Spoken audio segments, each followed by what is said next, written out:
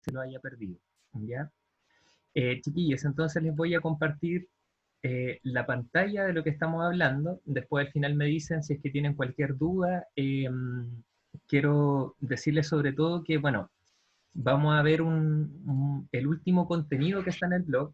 Recuerden que después ustedes empiezan a trabajar con Pixarrón, ya no necesitan buscar el material cada vez, ni tampoco estar esperando que los profes suban el material, porque a través de Pixarrón ya ustedes tienen como todos los temas del año y ustedes la idea es que vayan viendo cómo trabajan, ¿ya?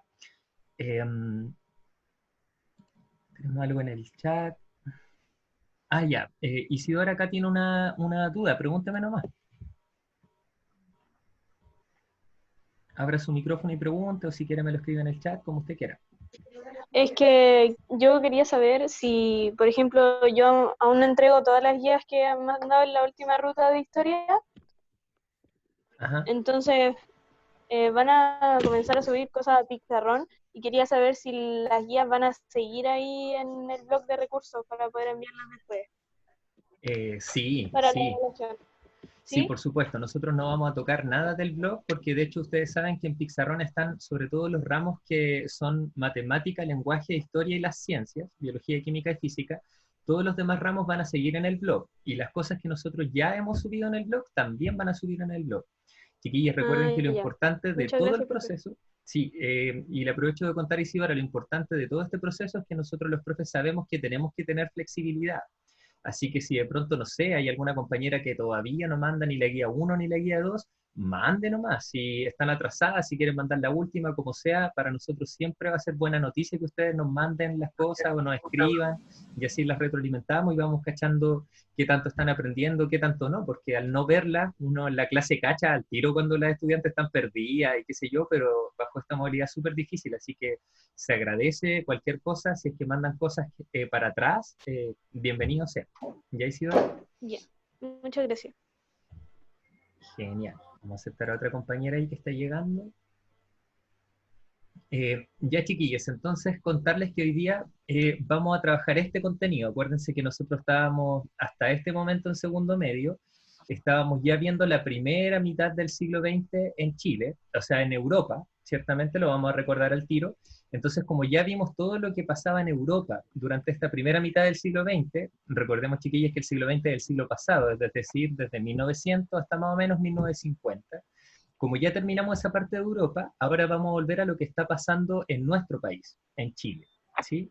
Y para eso nos tenemos que remontar a algo que dejamos pendiente de principio de año, cuando estábamos recordando todas las cosas que no alcanzamos a ver después del estallido social, ¿se acuerdan? Entonces vamos a ver qué es lo que pasó finalmente con el salitre, porque recordemos que lo último que vimos sobre la historia de Chile, y ahí quedamos, no sé si todas lo recordarán, era la guerra del salitre. O sea, se supone que cuando nosotros guerreamos contra nuestros hermanos peruanos y bolivianos, lo que resultó después de eso es que nosotros nos quedamos con las zonas del norte de Chile, ¿verdad? Donde básicamente nosotros accedimos a ese mineral que en ese momento era muy rentable y muy productivo, que era el salitre. ¿Ya? Lo que pasó en ese mundo a fines del siglo XIX y empezando el siglo XX es lo que vamos a ver hoy día. Y que es muy importante además, chiquillos, me gustaría decírselos porque siempre es un contenido muy importante, pero que siempre por el currículum está a final del año. Entonces nunca lo terminamos de ver bien, así que es importante que aprovechemos esta oportunidad. ¿Ya? Vamos a dividir además la clase en tres momentos. Vamos a primero hablar de las características económicas de este contexto, luego las características políticas, o más bien de las características de la clase política, de los que gobernaban en esa época, y al final de la clase vamos a concentrarnos en las características sociales, que también son políticas, ya vamos a ver por qué. Antes que todo eso sí quería recordarles para que me hagan cualquier pregunta, me interrumpan nomás, levanten el micrófono o preguntan por el chat. Vamos a recordar un poquitito, nos vamos a contextualizar. Es súper difícil esto hacerlo sin pizarra. Así que acá le traía para que se ordenen mentalmente. Yo después les cuelgo el power en el blog, si así lo desean.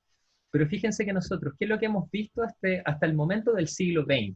Que es el siglo que estamos estudiando? Y yo, para que ustedes lo tengan más claro, ahí intenté definir tres, podríamos decir, como zonas del planeta, que fueron las que vimos en estas últimas semanas, ¿ya?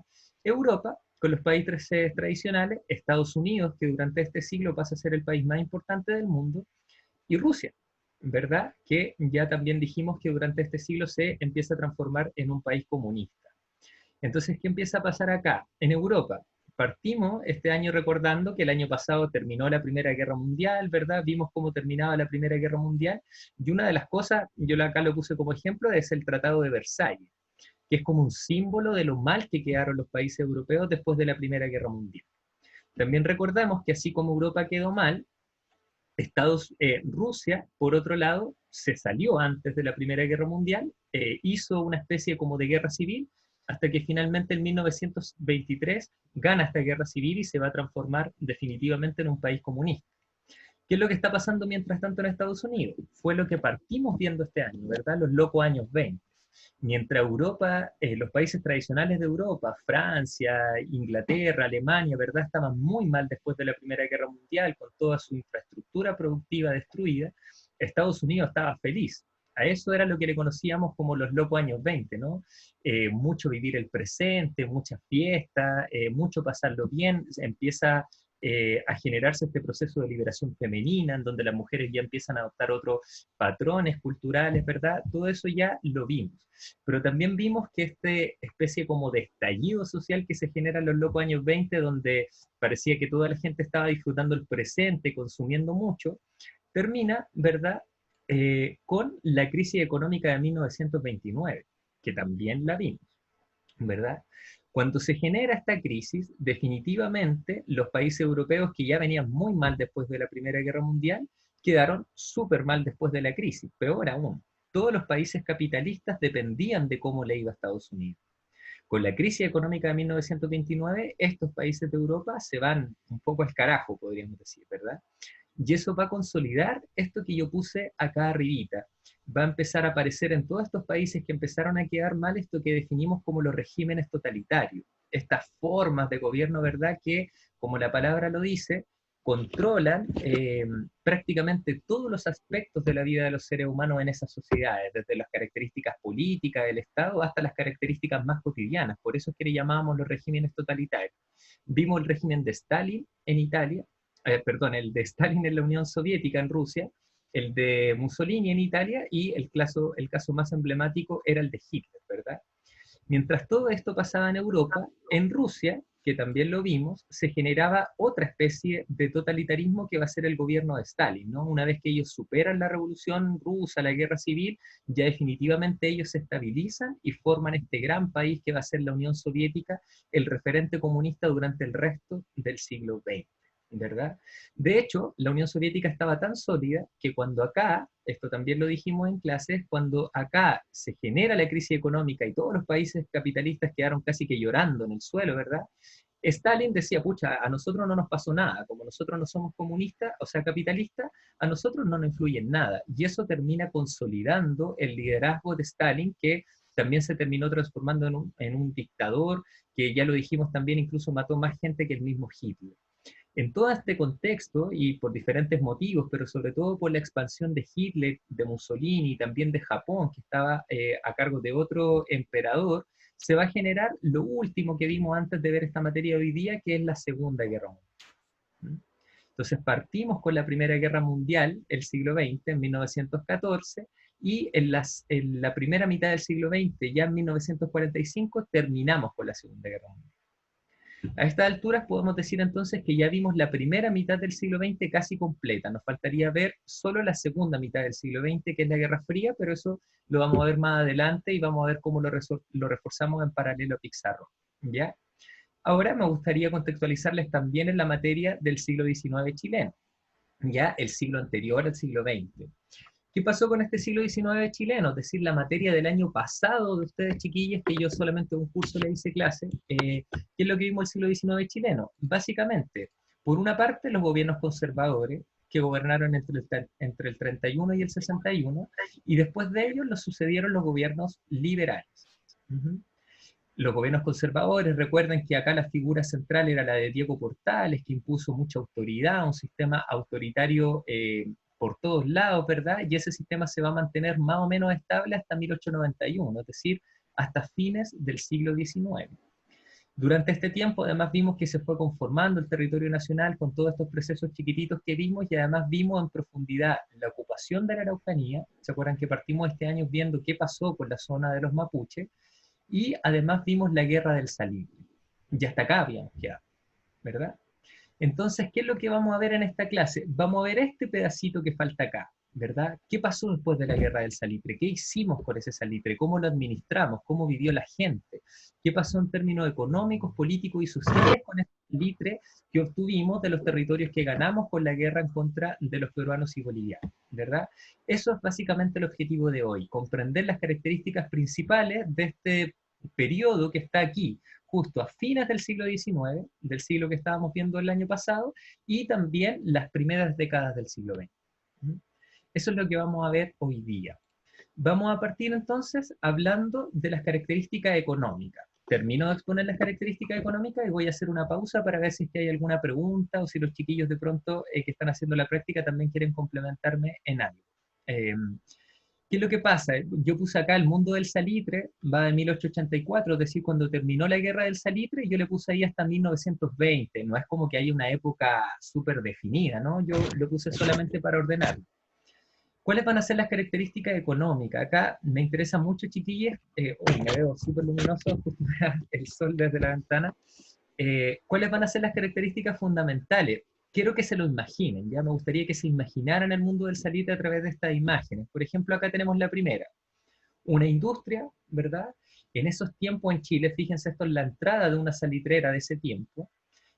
Imagínense en este tiempo el poder que tenían las salitreras, porque un edificio de esta contextura en Chile, y sobre todo en la zona norte de Chile, era poco frecuente. Había poca gente en el desierto, no se pescaba mucho el desierto hasta que hubo salitre, como que no habían recursos, daba lo mismo si eso era de Bolivia o de Chile, ¿se acuerdan que habíamos conversado eso? Entonces, que en poco tiempo construyeran edificios como este, por ejemplo, nos habla un poquitito del poder que tenía la salitrera. Para que ustedes se hagan una idea también, bueno, esto es por ejemplo la entrada de esta salitrera que hasta el día de hoy está conservada, que queda cerca de Iquique, la salitrera de Humberstone. Para que se hagan una idea, recordemos que el salitre es un mineral que es blanco, no sé si ahí se puede ver en la imagen, acá hay un poquito de salitre, acá hay otro poquito de salitre, esto es una planta de salitre tradicional. El salitre, chiquillos, estamos todo el rato hablando del mundo del salitre y de pronto se nos olvida. El salitre cumple un rol muy importante porque servía de abono para las plantas, la tierra, ¿verdad? Y como abono, por ende, acá están contando las chiquillas que fueron a la salitrera, bacán. Cuando terminemos este segmentito les voy a preguntar cómo les fue, qué cosas les llamó la atención, porque me parece súper interesante esa información. Ah, la Trini acá tiene una duda. Dígame, Trinidad. Es que, o sea, la duda que tengo más que nada es como, es que antes decían que en la salitrera a los trabajadores se les pagaban con fichas. ¿Eso es verdad o no? Completamente real, 100% real, no fake. Sí, completamente real. De hecho, lo vamos a ver al tiro, ¿ya? Y justamente, pucha, me baso en su pregunta, le voy a responder al tiro porque está dentro de lo que tenemos que ver hoy día. Así que bacán, vamos a intentar entender ese mundo porque siempre lo único que casi uno recuerda de la materia del colegio es que los trabajadores les pagaban con ficha. Vamos a intentar entender bien ese concepto, ¿ya? Ahí. Fíjense en esto, entonces, les estaba hablando del salitre. El salitre es un mineral blanco, es como un polvito blanco, parecido, no sé, al talco, no sé, algo así, ¿verdad? Pero ese salitre les decía que sirve como abono. ¿Y qué es lo que pasaba? Que recordemos que durante el siglo XIX, fue lo que vimos el año pasado, el mundo estaba en pleno proceso de industrialización. Y la industrialización cada vez generó más población, cada vez había más gente. Si hay más gente, necesitamos más alimento, ¿verdad? Y una manera de acelerar los procesos agrícolas o de asegurarnos al menos que lo que estamos plantando se va a transformar en alimento era utilizar un salitre bastante fértil y el salitre chileno, en ese sentido, que antes en realidad era salitre boliviano y peruano, pero después de la guerra del salitre pasa a ser chileno, este salitre tenía fama a nivel mundial de ser un salitre muy eficiente. Esa era la característica. Entonces era cotizado, todo el mundo se vendió, después les puedo mostrar quizás unos afiches, en donde el salitre chileno se vendía a todo el mundo como el producto más bacán del mercado. De hecho, se le llamaba en esta época el salitre el oro blanco. Ese era el nivel de importancia que tenía el salitre. Pero como decía su compañera, bueno, acá tenemos otra foto, imagínense acá los trabajadores sacando el salitre, suena muy bonito decir el oro blanco, pero hay que estar trabajando 12 horas al día como trabajaba la gente en ese tiempo por lo menos, y más encima al sol y con el calor que existe en el norte grande. Es peluda la situación, ¿no? No era tan bonito trabajar en el salitre. Y eso sobre todo considerando, fíjense que acá vamos a tener un proceso importante. ¿Por qué yo pongo esta foto acá? Porque uno de los procesos que vamos a tener que recordar, por favor chiquillas, que no se les olvide, que en este periodo de la historia se empieza a generar un proceso que los profes les denominamos el proceso de migración campo-ciudad. Como se supone que las salitreras van a generar mucho empleo, todos los pobres que antes trabajaban en el campo, en las haciendas, ahora van a empezar a migrar masivamente hacia las grandes ciudades, que van a ser receptoras de la riqueza del salitre, y también hacia las ciudades salitreras que producen directamente el salitre. Entonces, este proceso de migración campo-ciudad, para nosotros los profes de historia y también para ustedes, para la prueba de transición, PSU, lo que sea, casi siempre lo preguntan, ¿por qué es tan importante? Porque esto marca quizá el inicio de esta sociedad que nosotros conocemos que se da principalmente en las ciudades, ¿no? Hasta antes del salitre, la mayor cantidad de gente vivía en los campos. Después del salitre va a haber cada vez más gente que tenga una vida urbana, que empieza a vivir en las ciudades. Por ende, la gente tomaba sus maletitas, tomaba lo poco que tenía y se iba con los sueños en la mente de decir, me voy a ir a la salitrera porque allá está la riqueza. Esa era la promesa que hacía el salitre. Por eso se supone que los pobres fueron a la guerra. Muchos pobres al principio no querían ir a la guerra, después el nacionalismo hizo que mucha gente fuera a la guerra contra los hermanos peruanos y bolivianos, pero efectivamente la idea era que después de la guerra, si Chile se quedaba con el salitre, iba a ser un país rico, y se supone que eso le convenía a la gente. Esa era la promesa. El problema, chiquillas, y aquí ya vamos, fíjense, esto es una salitrera tradicional, tiene las características que como las ciudades se armaban prácticamente después de que se descubría el salitre, las ciudades salitreras, después lo vamos a conversar en Humberston, ¿no? Eran muy ordenaditas, ¿cierto? Todo muy cuadrado, porque no pocas ciudades pueden decir que el arquitecto llegó, armó un plano y ¡pum! 2 años después quedó el campamento minero armado tal cual lo pensaba el arquitecto. Entonces son ciudades súper ordenaditas, súper cuadraditas. Se ve bonita la salitrera acá en medio de la nada. Esa era la característica de los pueblos salitreros. Pero esto se ve bonito, pero ojo que también había gente que vivía en pésimas condiciones dentro de la salitrera. Y una de las características que tienen las salitreras es que pareciera que esta empresa y los pueblos que se generaban en torno a esta empresa eran algo así como, no sé cómo decirlo, una especie de polis, eran autónomas, por decirlo así. La gente tenía todo lo que necesitaba en torno a las salitreras. Fíjense que en esta ciudad no hay nada alrededor de la ciudad. No es que la gente dijera, ah, ya, entonces voy a, no sé, voy a pedir un delivery para que me traigan comida a la casa. O, ah, no, voy a ir a Iquique a darme una vuelta. Pucha, chiquilla, en este tiempo ir de, no sé, de una pampa a Iquique o a Antofagasta, ir a una ciudad grande, era el medio pique. Entonces, en general, las salitreras, si querían tener trabajadores trabajando, les tenían que ofrecer de todo, ¿verdad? Y una de las cosas que es más característica de esto son los almacenes de la salitrera. Les llamaban emporio, o también les llamaban, ay, se me va el nombre en este momento, a ver si alguno de los chiquillos practicantes me puede ayudar. ¿Cómo se llamaban los negocios de la salitrera? Las pulperías, muchas gracias Martín, las pulperías, ¿verdad? ¿Cuál era la característica de esta pulpería? Bueno, acá tenemos, no es exactamente esta una salitrera, esta es una foto de una pulpería mucho más reciente. ¿Cuál era la característica que tenía? Las pulperías pertenecían al dueño de la empresa salitrera. Entonces los trabajadores, una vez que les pagaban el sueldo, no les quedaba otra que ir a gastar su sueldo a la pulpería, que es donde estaba todo el abastecimiento que se necesitaba de la salitrera, es como el negocio de la esquina, el abarrote, ¿no? ¿Con qué se pagaba en estas pulperías? Con las fichas, tal cual decía la compañera, con las fichas. Pero estas pulperías, chiquillas, tenían de todo, y de hecho se podía pedir incluso, esa era la característica, que tenían frascos de arroz gigantes, frascos de harina gigantes, entonces el trabajador les decía, ya, ¿sabéis qué? Necesito 1/4 de kilo de harina, y la pulpería le podía dar exactamente lo que él quería. Necesito medio litro de champú. Ya, ok, le doy medio litro de champú. Y eso se podía medir. El problema es que como la pulpería era del dueño de la salitrera, generalmente los trabajadores acusaban que el dueño de la salitrera se ponía muy sinvergüenza con los precios y terminaba abusando de los trabajadores. Pero el problema fundamental, chiquillos, de todo esto es justamente lo que decían las compañeras y lo que preguntaba recién Trinidad, que el pago era a través de las fichas.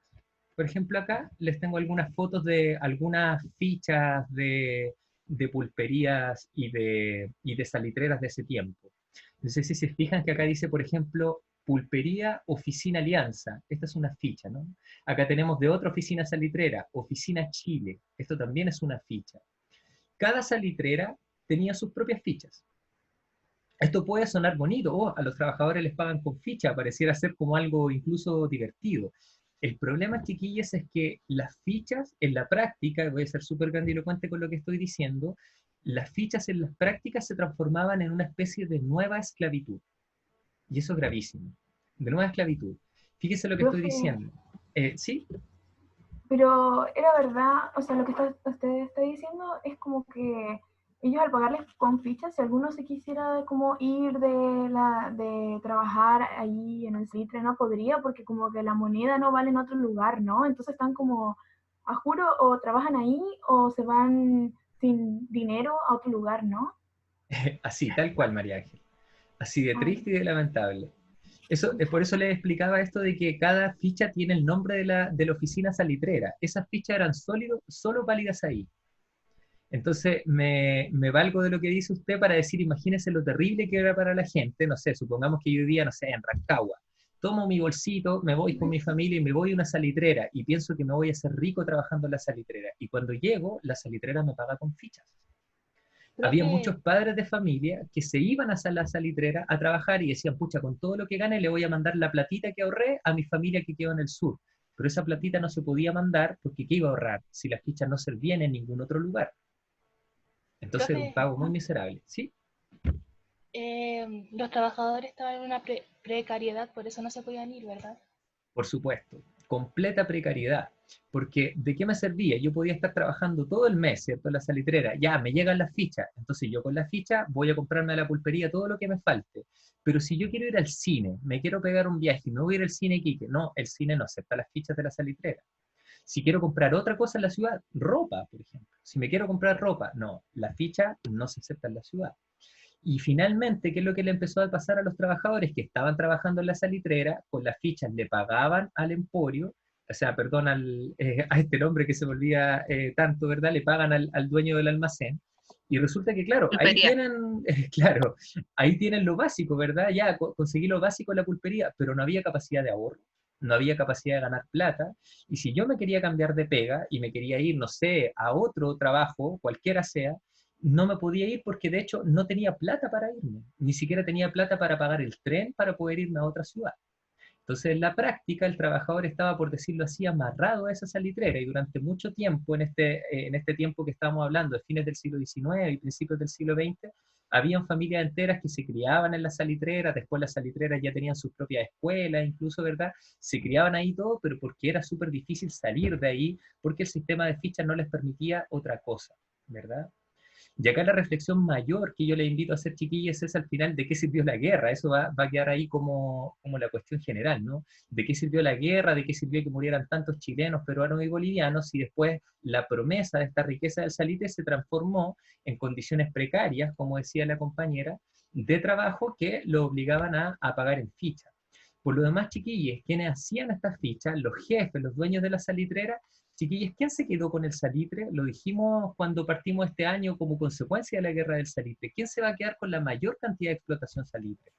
Chile. Chile, ya muy bien, pero empresarios extranjeros, ¿no? Los ingleses.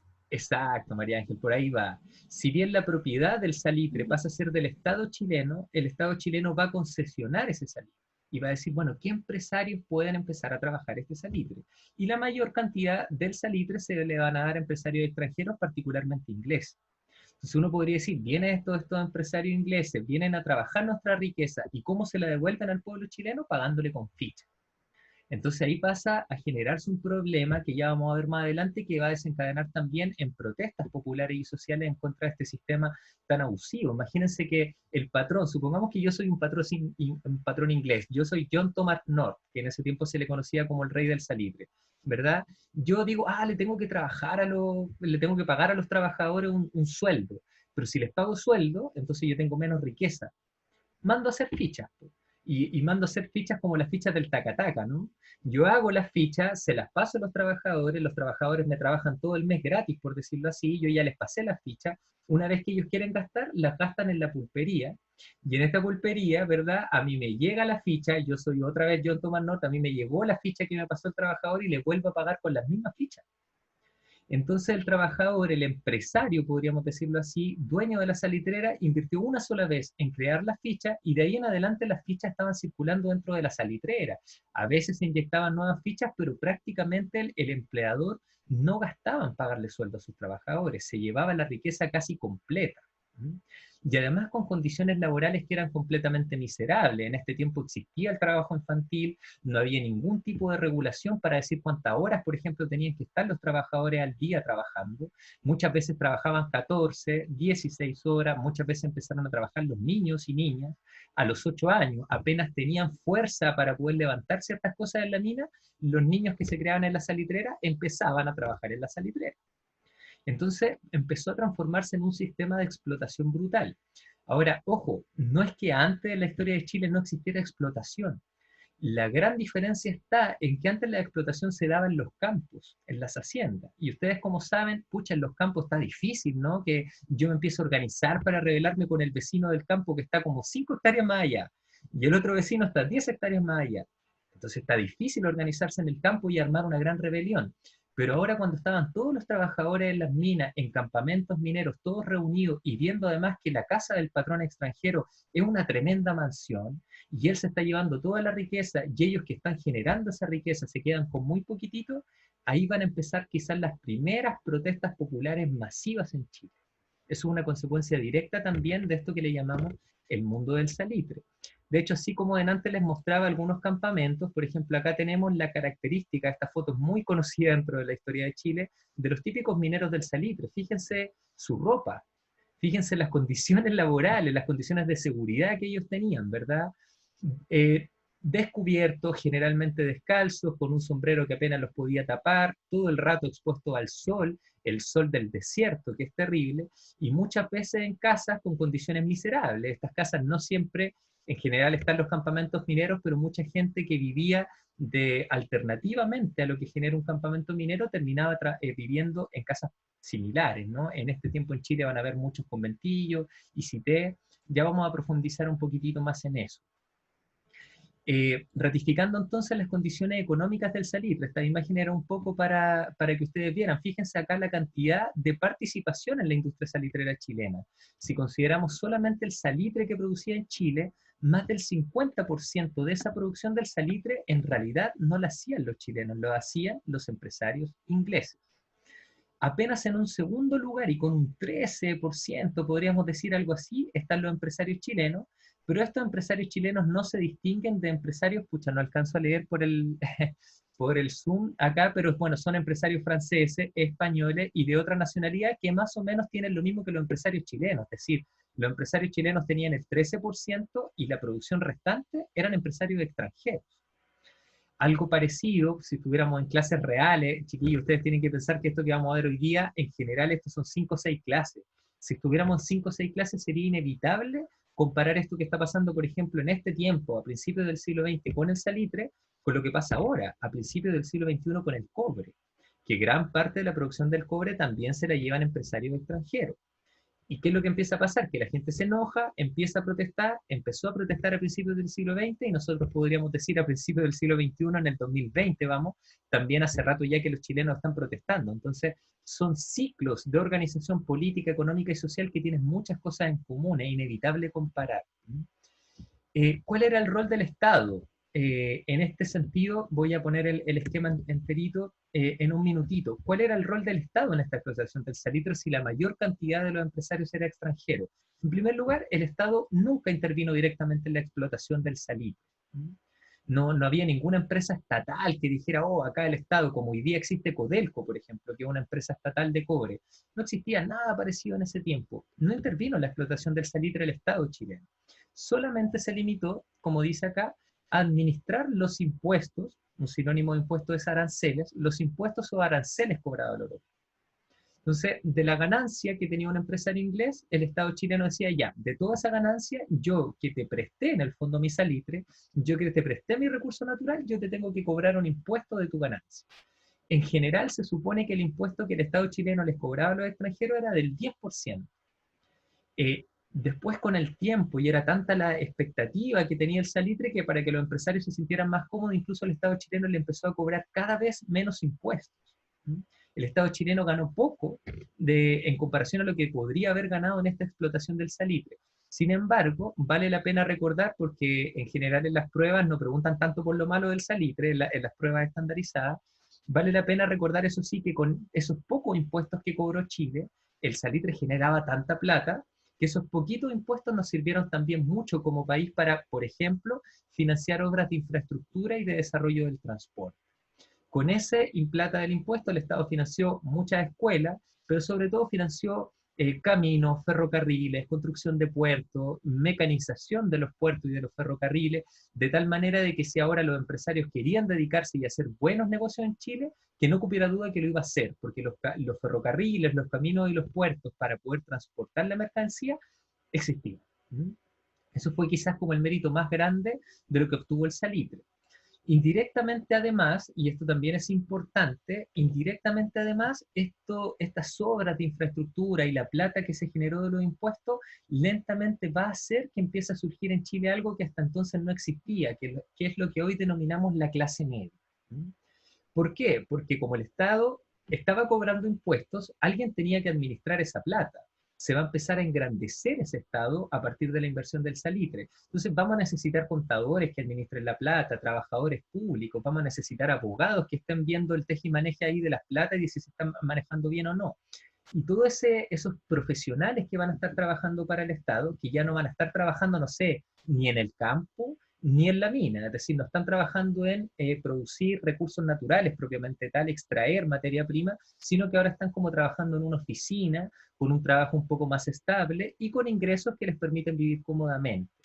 Esa es la primera clase media que va a existir en Chile y que durante el siglo XX, lo vamos a ver en el resto del año, va a empezar a crecer y va a tener también importancia, porque la clase media se va a empezar a sumar también a los sectores populares, muchas veces para influir en la política, hacer protestas, fundar nuevos partidos políticos, etcétera, etcétera. ¿Ya? Ahora, si el Estado no explotaba el salitre, ya lo habíamos dicho, básicamente esto implica que la mayor cantidad de la explotación del salitre quedó a manos de extranjeros. Como decía la María Ángel recién, principalmente de nacionalidad inglesa, que de hecho participaron financiando un poco la guerra del salitre, ayudando a Chile para que ganara la guerra. ¿Por qué? Porque los ingleses ya tenían negocio en Chile. Entonces les convenía que los chilenos se quedaran con el norte, donde está el desierto, para que si ellos tuvieran como todas las facilidades para poder explotar ese salitre. El empresario más importante de este tiempo, como les decía en el inicio, se llama John Thomas North, que se conoce como el rey del salitre porque era dueño de muchas y muchas empresas salitreras.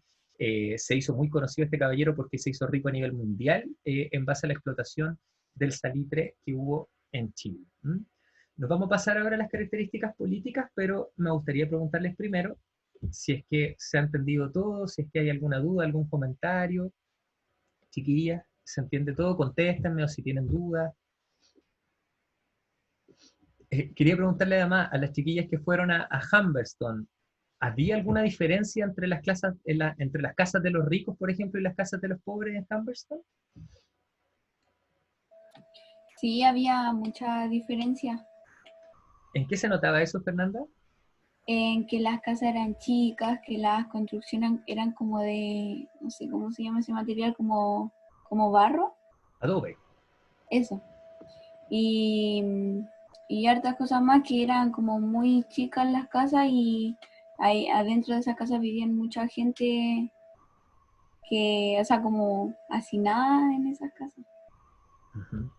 Gracias, Fernanda. Sí, pues efectivamente. De hecho, estaba todo tan bien calculado dentro del campamento minero. Yo también tuve la fortuna de conocer Humberstone, Y claro, está todo tan calculado que pareciera que los pobres viven en un lugar que está más alejado de, no sé, del ingreso, de la puerta, de lo más bonito, de lo que se ve, ¿verdad? Los pobres estaban en casas un poco más alejadas, los ricos están al principio, los ricos que eran como los capataces en el fondo, porque los verdaderos dueños de las salitreras muchas veces ni estaban en Chile, pero los capataces, los que le trabajaban al patrón directamente para controlar a los obreros, tenían casas mucho más cómodas, tenían piezas diferenciadas. En cambio, todos los trabajadores vivían mucho más hacinados en casas mucho más chiquititas, no tenían contacto prácticamente con los ricos.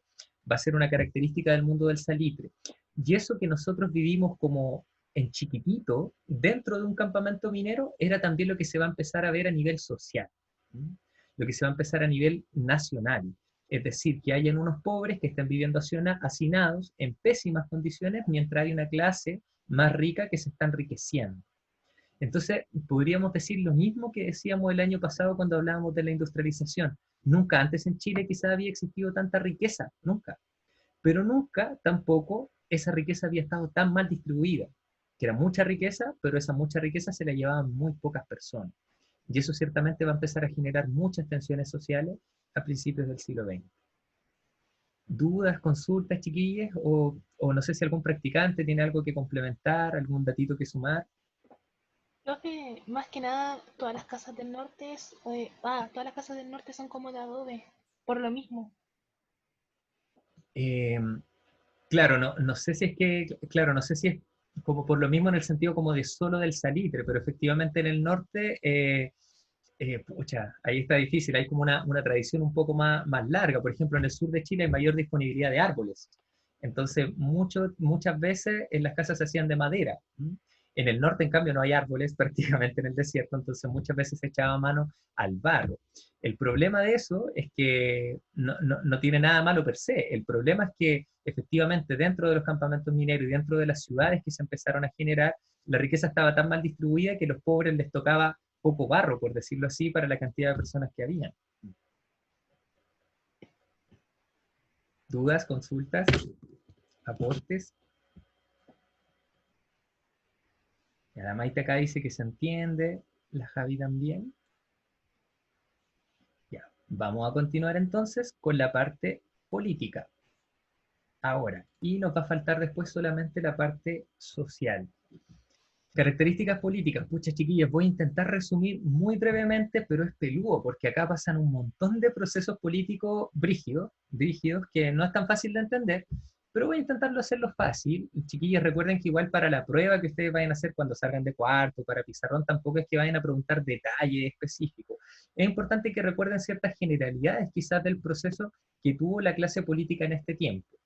Recordemos algo, chiquillos, para que ustedes puedan entenderlo, también otra vez nos vamos a situar. Lo último que habíamos visto eran los gobiernos liberales, que fueron los gobiernos que hicieron la guerra del salitre, que fueron los gobiernos que le quitaron la tierra a los mapuches. Estábamos en este periodo, hasta acá vimos nosotros. ¿Qué es lo que vamos a ver ahora? Vamos a ver un periodo que se llama el sistema parlamentarista o el periodo parlamentarista. Eso sí que no lo hemos visto nunca. Eso es lo que tenemos que ver hoy día. El problema, eso sí, es por qué cambia de nombre, por qué pasamos de los gobiernos liberales al sistema parlamentarista. Bueno, porque antes de que se acaben los gobiernos liberales, va a haber un proceso que es muy importante en la historia de Chile que se llama la Guerra Civil de 1891. Entonces, ¿qué es lo que vamos a hacer en este ratito? Brevemente, voy a resumir cuál es la importancia de los gobiernos liberales, vamos a ver qué es lo que pasó con la Guerra Civil de 1891 y luego voy a resumir las características del sistema parlamentarista. Voy a intentar ser súper breve, ¿eh? Después yo les dejo el power y vamos a subir el video al blog si es que necesitan complementar. Y la cara que pusimos acá es de este caballero que se llama José Manuel Balmaceda, que va a ser protagonista de esta Guerra Civil de 1891. Les voy a contar al tiro cuál es la importancia histórica de este caballero, que probablemente es el único nombre propio, el único nombre que les pido que recuerden. José Manuel Balmaceda, John Thomas North, quizá en una de esas, pero todo lo demás me parece que es importante que comprendan el proceso, no que se aprendan nada de memoria. Las fechas también, chiquillas, todas estas fechas que estamos diciendo acá son solamente referenciales, no es la idea que se lo aprendan de memoria. Pero sí es importante recordar, no sé, siglo XIX, gobiernos conservadores y liberales, después entre medio del siglo XIX y el siglo XX está el sistema parlamentarista. Ya vamos a ver qué es lo que pasa en el siglo XX. ¿Cuál es la característica principal de los gobiernos liberales, chiquillos? Quizás lo único que me interesa es que recuerden de los gobiernos liberales, ya porque eran muy parecidos a los gobiernos conservadores en casi todo lo demás, en el manejo económico, en cómo distribuían la riqueza, pero sobre todo algo distinguió a los gobiernos liberales. ¿Qué es esto? ¿Mm? Por una parte, no sé si es que ven las flechas, las religiones, los credos, las creencias van para un lado, lo público, la ley y el Estado va para otro lado. ¿Cuál va a ser esta característica? Los liberales, a diferencia de los gobiernos conservadores, van a intentar quitarle poder a la Iglesia dentro de la vida social y política. Recordemos que durante los gobiernos conservadores se hizo la Constitución de 1833, la Constitución de Diego Portales, y según esa Constitución, Chile era oficialmente un país católico. Oficialmente un país católico. Entonces, cualquier persona que no fuera católico simplemente era discriminado. De hecho, ni siquiera existía. Yo no sé si se lo había dicho antes, chiquillas, pero por ejemplo, durante el siglo XIX, para contar la cantidad de chilenos que habían en nuestro país, se contaban las actas de bautizo. Si yo no era católico, ni siquiera contaba como chileno. No podía casarme, no podía tener un montón de otras cosas que sí eran importantes. Entonces les pido que acá nos concentremos sobre todo en este segundo párrafo, ¿no? ¿Cuál va a ser el gran aporte de los liberales durante este tiempo? Van a crear esto que se llaman las leyes laicas. Lo laico, chiquillas, es cuando algo no tiene una religión definida, no pertenece a un credo en específico. Eso es lo laico, que no es religioso.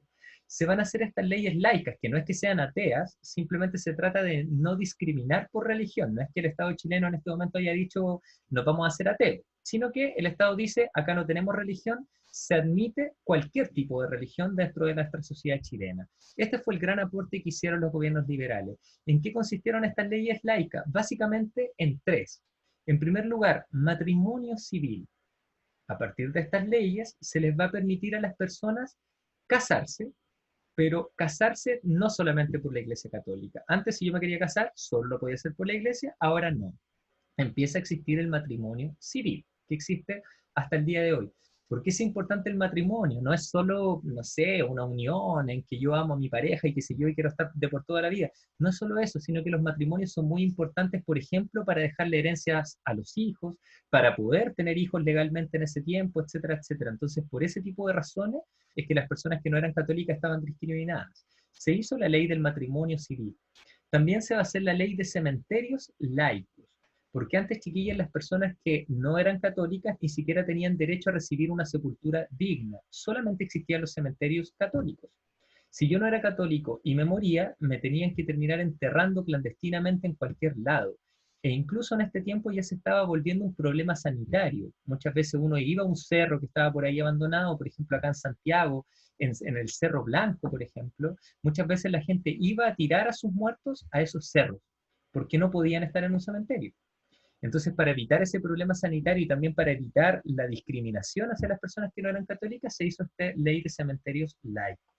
Y en tercer lugar, se hizo una ley que es la ley de registro civil, que se crea precisamente también para operacionalizar las otras leyes. Es decir, si yo quiero sacar un carnet, si yo me quiero registrar como chileno, ¿no?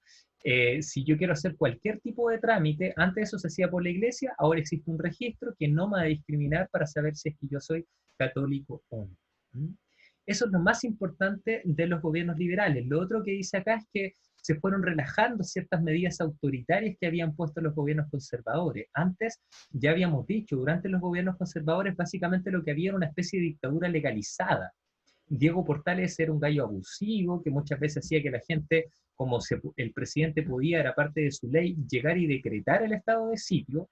En la práctica estábamos viviendo en una dictadura legal donde muchas veces se detenía a las personas sin que hubiera un juicio alguno, muchas veces se mataba a personas sin que hubiera un juicio alguno, no se podía organizar una oposición. Si yo hablaba en contra del poder en ese tiempo me metían preso, me exiliaban del país. Eso era lo que se vivió durante los gobiernos conservadores.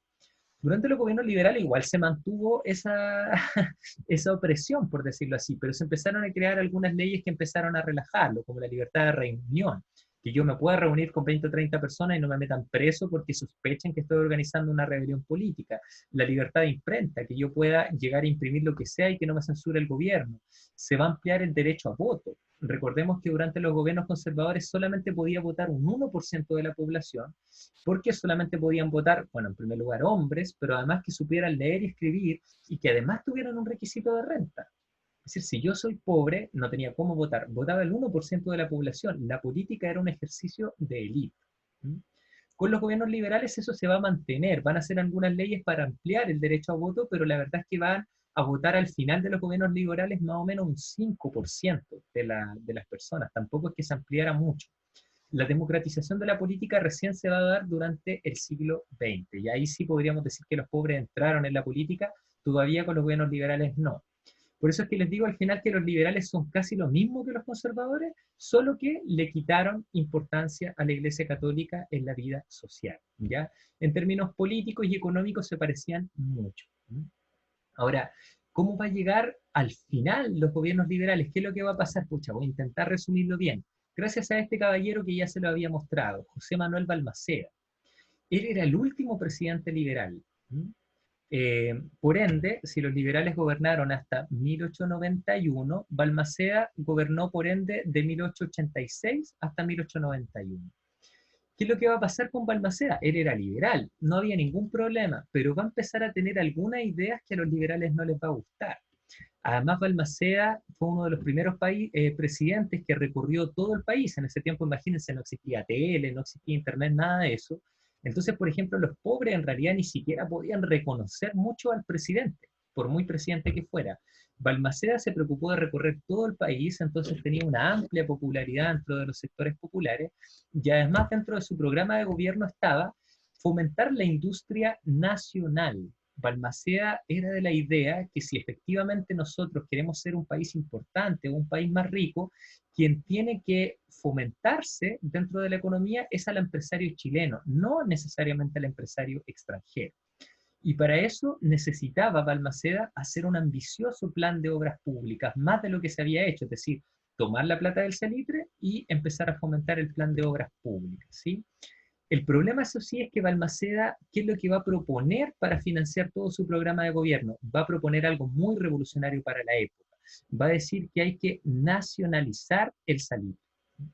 Nosotros ya habíamos ganado la guerra, estamos al final de los gobiernos liberales, y la nacionalización del salitre implica que el salitre que hasta el momento estaba en manos de los extranjeros, ahora el Estado chileno se lo va a quitar, y ahora es el Estado chileno quien directamente va a trabajar ese salitre, y con esa plata vamos a poder financiar educación, apoyo a los empresarios nacionales y algunas otras cosas. Tenía una pregunta. Díganme nomás. ¿Una compañera había hecho una pregunta? Chiquillas. ¿Ya no está?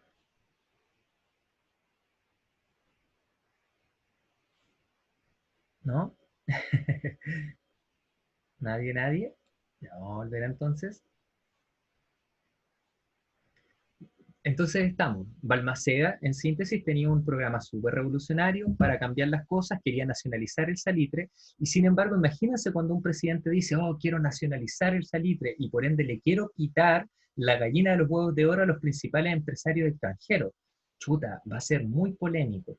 Y el gran problema para Balmaceda es que muchos de los parlamentarios, diputados y senadores que eran liberales, a estas alturas del partido ya eran íntimos amigos de los empresarios salitreros.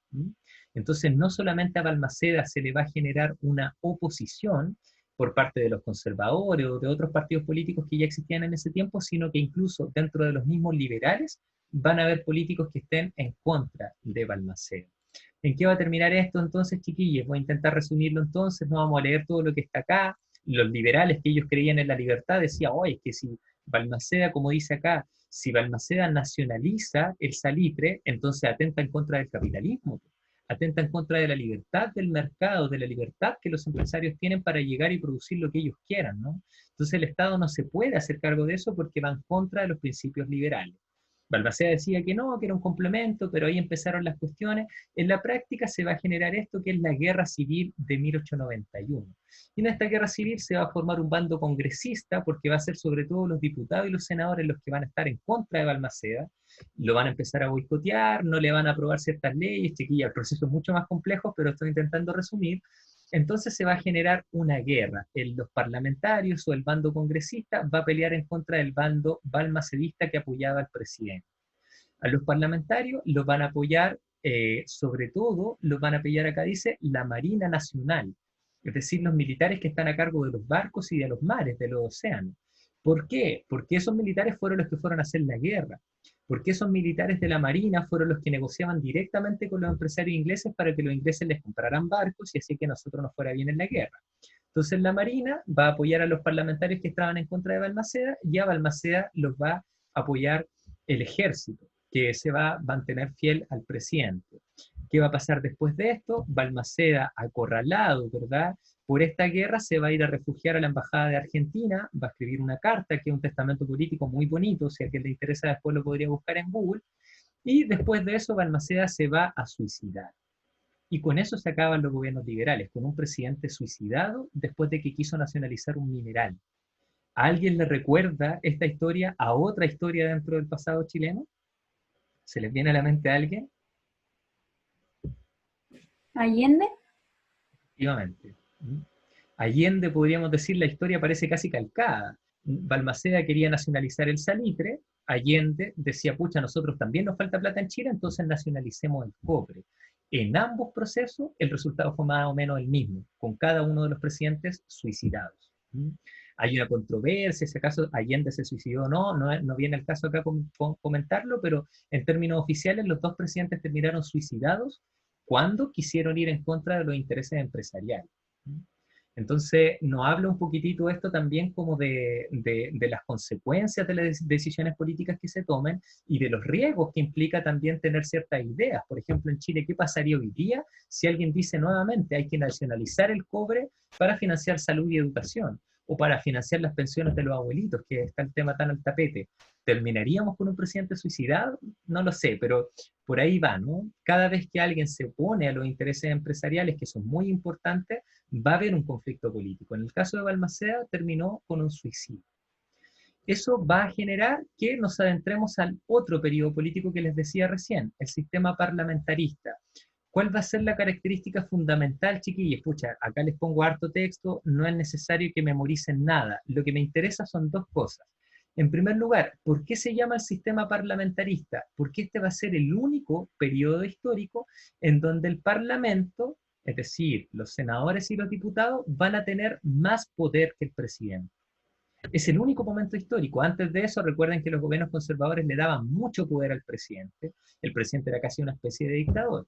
Y después, durante el siglo XX, hasta el día de hoy, los presidentes van a tener mucho poder. Piñera, nosotros actualmente vivimos en un sistema presidencialista, donde el presidente tiene harto poder. Justamente hoy día hay una discusión de si acaso el presidente tiene que meterse la pega a senadores y diputados. Si estuviéramos en clase lo haríamos, ahora no nos vamos a meter en eso, pero lo importante es que acá el Parlamento tenía más poder que el presidente. Eso es lo importante. Ahora, lo malo, eso sí, y esto es lo segundo que me interesa que recuerden de todo este periodo en que hubo muchos presidentes y que da lo mismo porque ninguno fue tan relevante en sí mismo, lo importante, eso sí, es que estos senadores y diputados en realidad van a trabajar y van a tener más poder que el presidente en una constitución que no era parlamentarista. Hay otros países en el mundo en donde sus constituciones, su carta fundamental dice, acá el Parlamento tiene estos roles, el presidente tiene estos otros, el Parlamento es más importante que el presidente y no hay problema. Pero en este tiempo todavía estábamos bajo la Constitución de Diego Portales. Y la Constitución de 1833 decía, el presidente tiene más poder que el Parlamento. Entonces, ¿cómo legalmente el Parlamento se hizo más poder que el presidente? Pucha, recurrieron a vacíos legales. Y esto es todo lo que puse acá en negrita, interpelaciones a los ministros, dilatación de las discusiones, entorpecer la aprobación de ciertas leyes. ¿Qué es lo que hacían entonces estos parlamentarios? Básicamente, no sé, pues, si el presidente quería aprobar una ley, como en ese tiempo había un vacío, por ejemplo, los senadores y diputados no tenían un tiempo definido para aprobar ciertas leyes. Entonces, si el Parlamento no quería aprobar la ley, se ponían a hablar, podían pasarse años discutiendo una ley y no se aprobaba.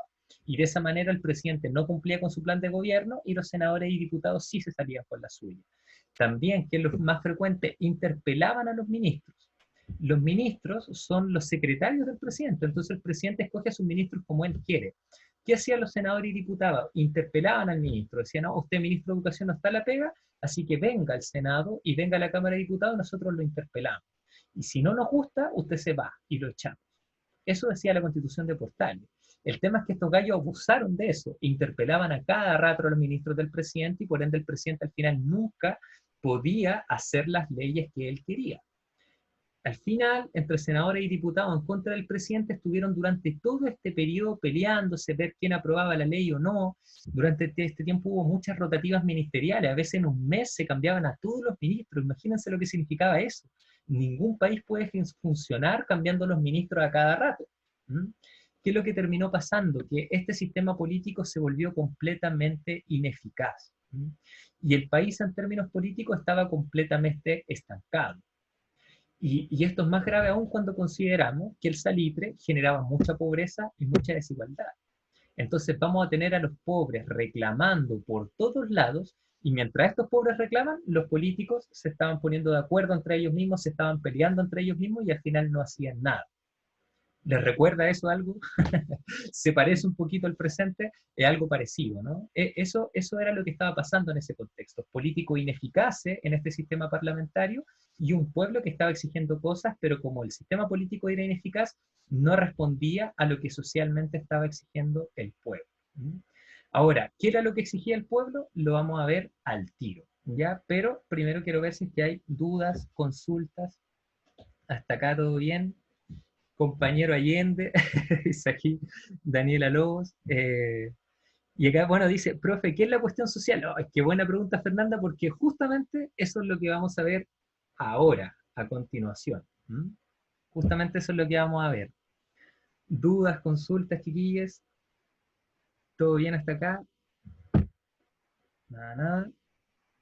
Bueno, yo solo quería agregar más que una pregunta o consulta, es como solamente pensar quiénes realmente gobiernan, si como estos empresarios que están como coludidos con los políticos o verdaderamente como las personas que están involucradas en la política, porque pareciera ser que solamente es como son títeres de intereses que son más bien económicos, y entonces así pareciera ser que lo social no se hace tan relevante como el rol social que cumple la política.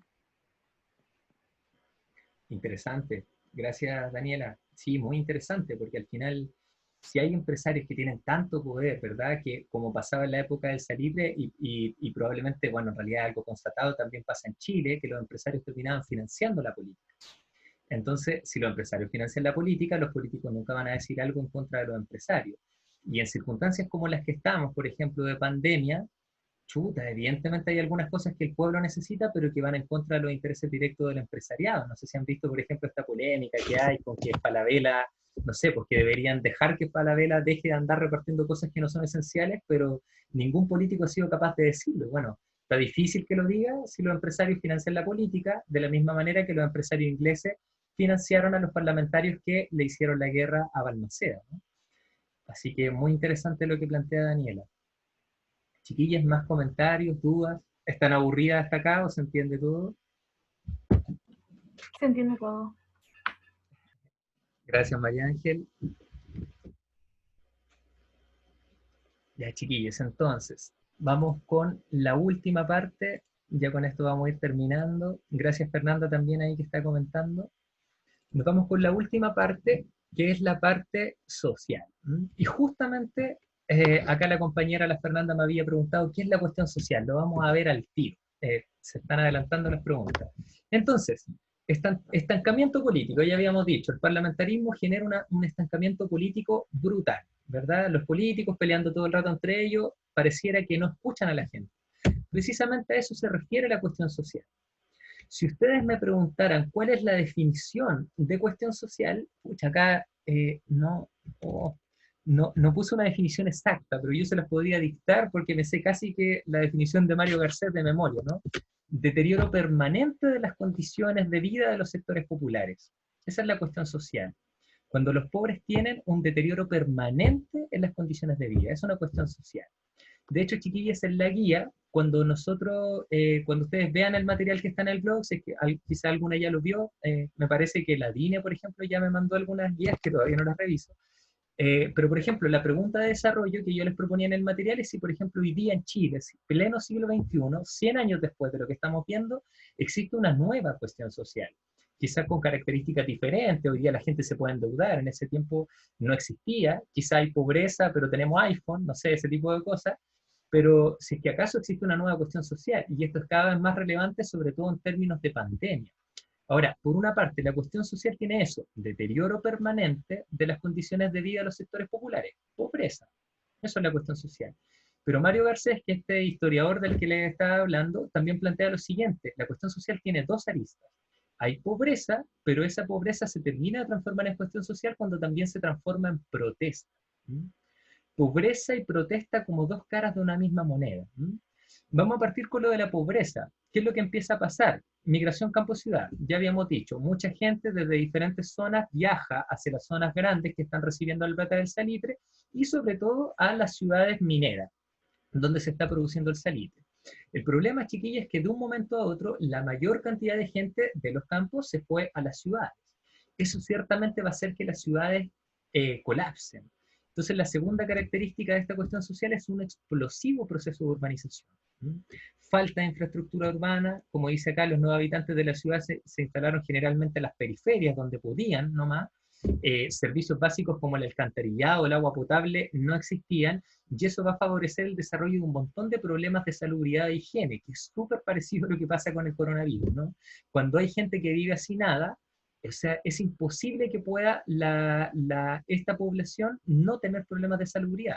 Hoy día está el coronavirus, pero en ese tiempo existían un montón de enfermedades, quizás la más conocida para ustedes es la tuberculosis, también había muchas enfermedades de transmisión sexual, pero en ese tiempo, por ejemplo, la tuberculosis se transmitía con la saliva y la gente con poca educación en ese tiempo, la mayoría ni siquiera sabía leer ni escribir, andaban escupiendo en todos lados, en pisos de tierra, porque en ese tiempo no había cemento. Simplemente con eso ya el conventillo entero, en donde muchas veces habían 50 personas viviendo, se terminaba contagiando y muriendo.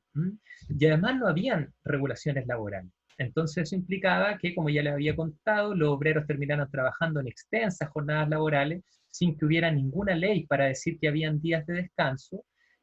Había explotación infantil también, como le había comentado. Y el caso más emblemático de esta cuestión social es el pago con fichas, que, como les había dicho, es un sistema muy parecido al de la esclavitud. Acá les traigo unos datos también para complementar eso. Por ejemplo, en el censo, acá tenemos, por ejemplo, la típica foto de un conventillo de la época. Quizá alguno conoce, incluso quizá alguna compañera podrá vivir en un conventillo hoy día. En este tiempo los conventillos, hasta el día de hoy, la diferencia es que hoy día quizás los chilenos como de comunes no viven en conventillos, pero lamentablemente lo están ocupando mucha población extranjera hoy día, y qué vergüenza que ese tipo de vivienda siga existiendo. ¿Qué es básicamente un conventillo? Es una casa grande. No vayan a pensar ustedes que los conventillos eran una casa chica, eran una casa grande, que estaban en las ciudades porque la habían comprado grandes terratenientes que tenían plata para comprar este tipo de casas. El problema está en que cada una de las piezas del conventillo, como ustedes ven, no sé si es que ven mi puntero, pero cada una de estas puertas es una pieza. Y cada una de estas piezas acogía muchas veces a una familia completa o a dos familias completas. En ese tiempo, además, las familias no eran de una o dos personas. La gente, al no existir métodos anticonceptivos y al no existir tampoco educación, la gente muchas veces tenía 10 hijos. Mi abuelita, por ejemplo, perdón que ponga un ejemplo tan cotidiano, mi abuelita, que sigue viva, tiene 102 años. Nació justo en este tiempo, en 1917. ¿Eh? Nació en el parlamentarismo, podríamos decir. Y mi abuelita tuvo 14 hijos. Imagínense la cantidad de primos que tengo. ¿Qué es lo que pasaba con gente como mi abuelita? Que se iba a la ciudad y se iba con sus 14 cabros chicos. Y los 14 cabros chicos vivían en una o dos piezas de ese conventillo. Y además, cuando se iban con todo lo que tenían. Entonces se iban con las gallinas, se iban con los pollos, todos viviendo dentro del conventillo. No había alcantarillado. Imagínense cómo lo hacían con los baños. Muchas veces pasaba que en el medio del conventillo, como están viendo acá, había, no sé, como una especie de río de caca. Perdón que lo diga así. Se hacía caca en el patio, se lavaba toda la ropa en común, y como había tuberculosis, al final todos terminaban contagiados, las circunstancias eran muy malas. Por ejemplo, en el censo de 1907, solamente en Santiago, en este censo que nos da una información de la población, solo en Santiago había 1.700 conventillos y habitados por 75.000 personas. Eso más o menos nos da un promedio, porque en algunos conventillos vivían más y otros menos, vivían 47 personas por conventillo. La mortalidad infantil, chiquillos, en este tiempo en Chile era la más alta de toda Latinoamérica. ¿Por qué la mortalidad infantil es un indicador importante? Porque cuando un niño nace, entre los 0 y 1 año, en sus primeros meses de vida, es cuando el niño o la niña están más delicados. Cualquier cosita puede hacer que mueran. Hoy día la mortalidad infantil en Chile es casi nula, casi no existe, ¿no? Pero ¿qué pasaba en este tiempo? Que era más alta, ¿por qué? Porque si, por ejemplo, la mamá no tiene que comer, el hijo menos. Pero no solo eso, si la mamá no tiene que comer, no le sale leche, literalmente, para poder alimentar a su hijo, o esa leche que le sale no tiene los nutrientes. Al final los hijos se terminaban muriendo. La esperanza de vida en este tiempo era algo así como de 35 años. La gente no vivía más porque tenía muchas enfermedades, porque estaba malnutrida, etcétera, etcétera. Esa era la realidad social. A eso le llamamos la cuestión social. En Europa también se le llamó a esto la cuestión social, pero ellos, los europeos, lo vivieron 100 años antes, cuando estaban haciendo la industrialización, a principios del siglo XIX. Nosotros lo estamos viendo a principios del siglo XX. Alguien tenía una pregunta, perdón. ¿Cómo se llama el lugar que se muestra en la foto? Me dice acá la Fernanda. O sea, es un conventillo, no le podría decir exactamente en qué lugar está ubicado. Ya, de hecho, ya no recuerdo de dónde saqué esta foto, la verdad, pero es como el conventillo clásico. Existían los conventillos, que eran como las formas de vivienda más habituales. También están los cités, también reciben ese nombre.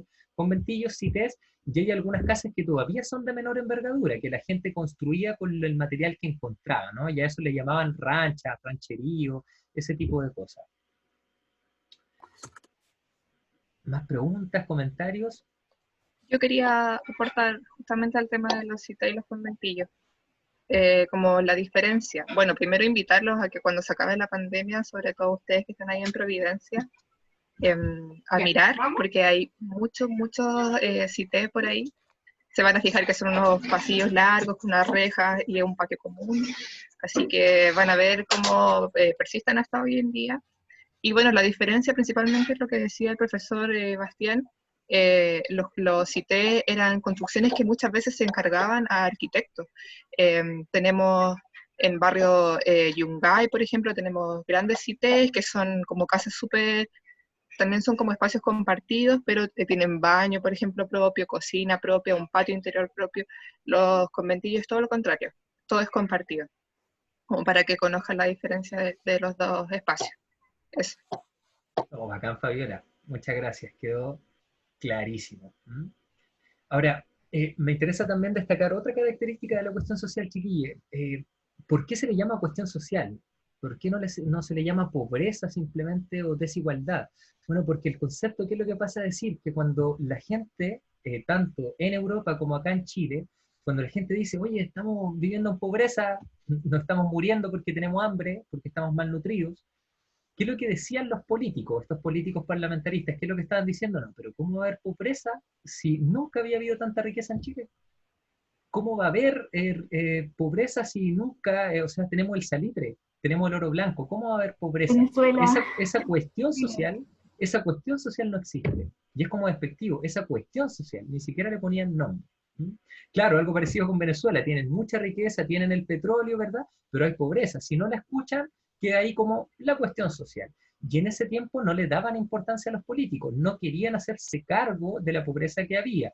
Insisto, algo parecido está pasando en Chile. Hace mucho rato que muchas personas, y sobre todo académicos, porque que lo diga yo da lo mismo, pero si lo dice un científico en base a estadística y en base a datos de que en Chile existe pobreza, que existe desigualdad, que todavía en siglo XXI hay gente viviendo en campamentos, o sea, pero los políticos parecía que estaban viviendo en otro país y ellos decían que, bueno, de hecho el ministro Mañalich salió a decir que él no tenía idea que en Chile habían condiciones de hacinamiento, ¿no? Entonces había un desconocimiento de la élite política parecido a lo que pasa hoy día, son contextos muy similares. Entonces hasta ahí estaba, la cuestión social no se pescaba. ¿Cuándo se va a empezar a pescar, chiquillos? Cuando el pueblo chileno se empiece a organizar. La primera forma de organización, pucha, me gusta esta materia, entonces pues me estoy alargando mucho parece. Si se aburren me dicen y paro nomás, ¿ya? O si tienen otra clase después y todo. La primera forma de organización, pucha, esto es muy largo, pero me interesa destacarles lo siguiente, que durante el siglo XIX no es que nunca haya habido organización política en Chile ni político popular, existía desde siempre. Y durante el siglo XIX, a fines del siglo XIX, era muy común que existiera este tipo de organización, por si aparece por ahí, sociedades mutualistas o de socorros mutuos. Eran una especie de sindicato, con la diferencia de que el sindicato tiene otras características, porque el sindicato le reclama abiertamente no solamente al empleador, sino que al Estado. El sindicato le dice al Estado, oye, necesitamos derechos, nosotros estamos pagando impuestos, entonces, oye, financianos esto. Eso es un poco la labor del sindicato, exigirle al empleador y exigirle al Estado. En este tiempo las sociedades mutualistas y de socorros mutuos inicialmente solo se organizaban entre ellos. Los trabajadores de una misma rama se cobraban una cuota, asimismo formaban un fondo común y en base a ese fondo común se apañaban en las necesidades que ellos tenían. Entonces, si a uno de los de la sociedad mutualista o del socorro mutuo, no sé, se le moría un familiar, el socorro mutuo le daba plata para enterrar a ese familiar dignamente.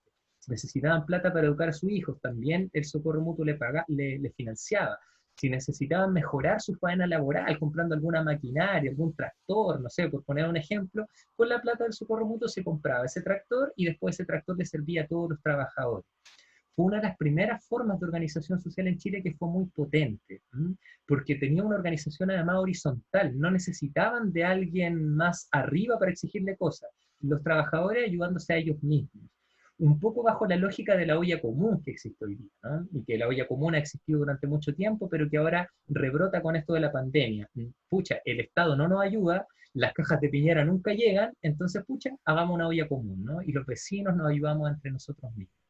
Ahora, se formaron las primeras sociedades de socorros mutuos, la Unión Tipográfica de Santiago, la Sociedad de Artesanos de la Unión, fíjense, en 1862, bien temprano en el siglo XIX, quizás la primera organización política más social de mujeres en Chile, la Sociedad Obrera número 1 de Valparaíso, un dato importante para las estudiantes feministas que me están escuchando, 1887.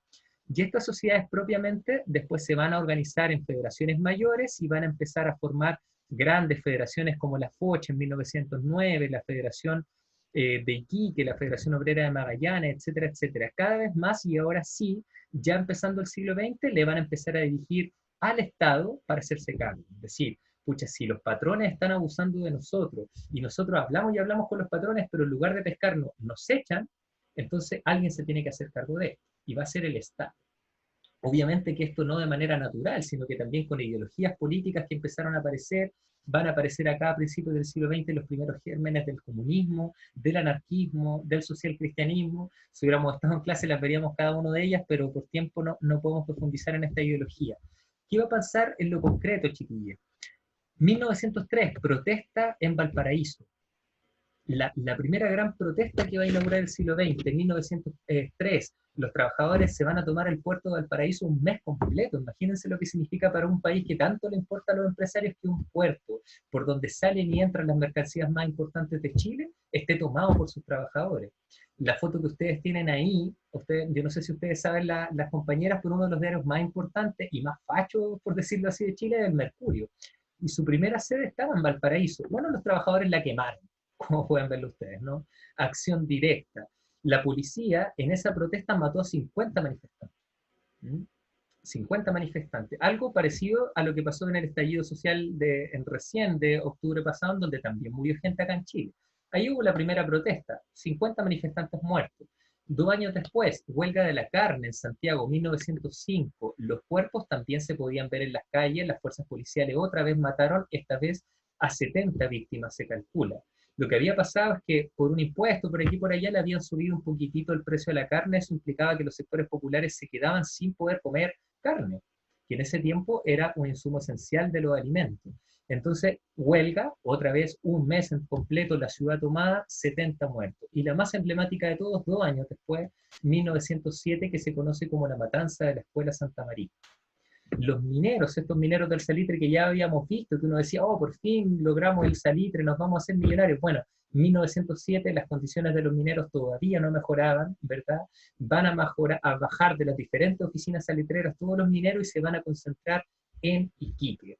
Llevaban ahí protestando, les abrieron la escuela Santa María de Iquique, ahí se estaban quedando los obreros, y el general Silva Renard, en esa época chileno, va a mandar a matar derechamente como un acto como de aprendizaje, y ojo que va a utilizar dentro de la orden los mismos conceptos que ocupan hoy día nuestros gobernantes para referirse a la represión, el orden público, ¿no? El concepto que instaló Diego Portales a principios del siglo XIX, que vuelve a aparecer ahora a principios del siglo XX, y a principios del siglo XXI, a cada rato lo dice Piñera, esto del orden público, los militares y los policías que tienen que resguardar que no haya desórdenes en la vía pública. ¿Qué es lo que va a pasar entonces? Como resultado, por lo menos mueren 2.000 personas. Hay algunos que dicen que incluso llegaron a morir 5.000. Es súper difícil contarlo. Imagínense en ese tiempo cómo era llegar y... Esperen un poquitito.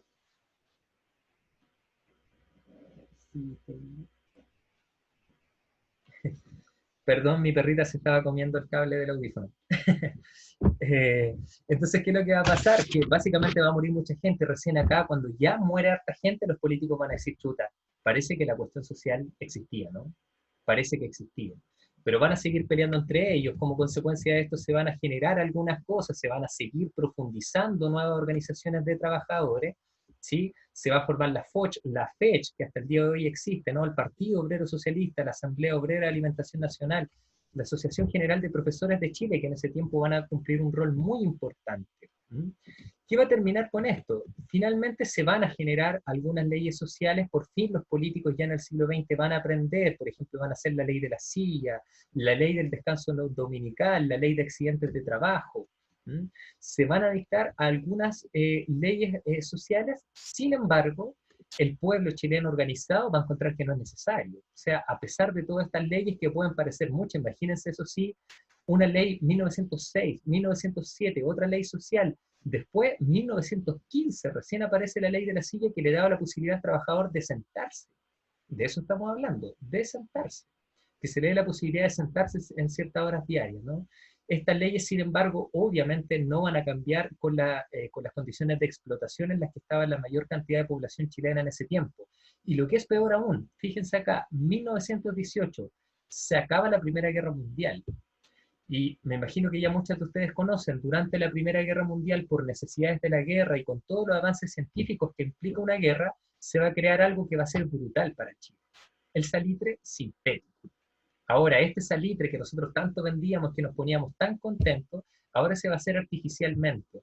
¿En qué va a terminar esto? Que Chile, que dependía del 95% de su presupuesto del salitre, ahora no va a tener a quién vendérselo.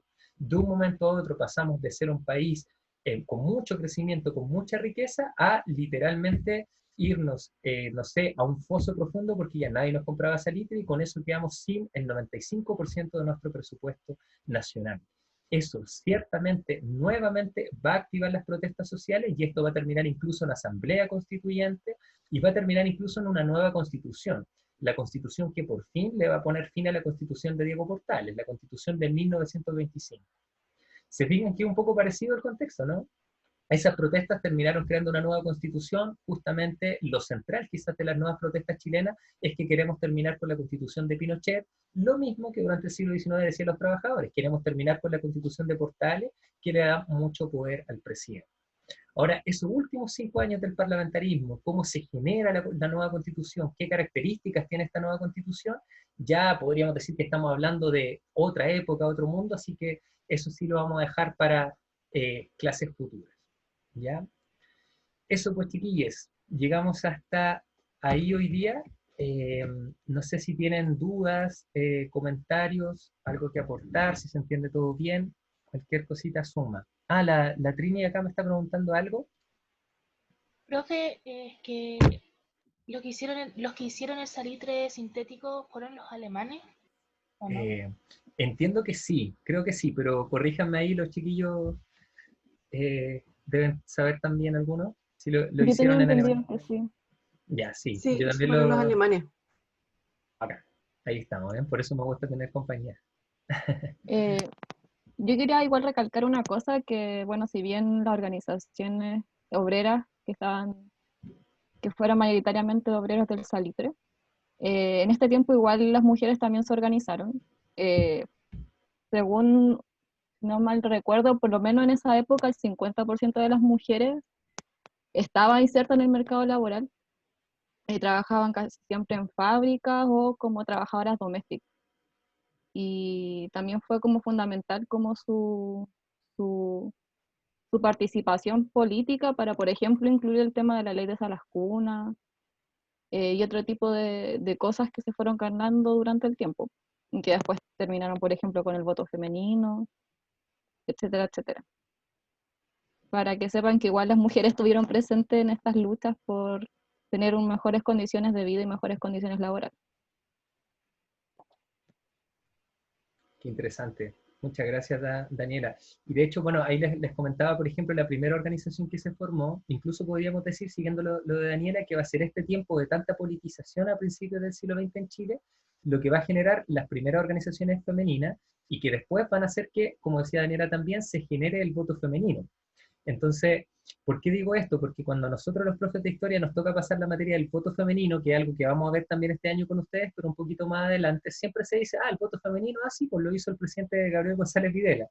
Y al final queda como que un hombre hizo lo del voto femenino, cuando en realidad el presidente lo tuvo que hacer porque habían un montón de organizaciones femeninas que se empezaron a agrupar por lo menos de 20 años antes.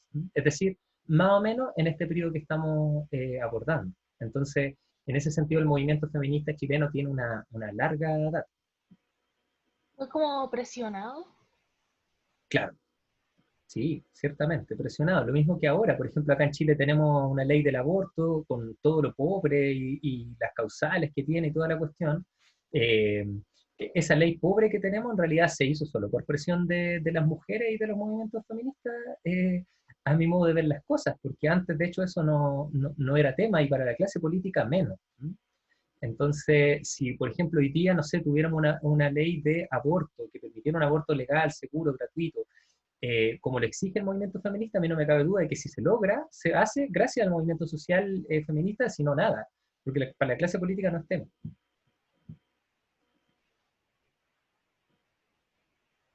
Además, clase política muy conservadora chilena, muy apegado a este ideario de portales, como de nuestra matriz cristiana que nos ha acompañado mucho durante nuestra historia institucional.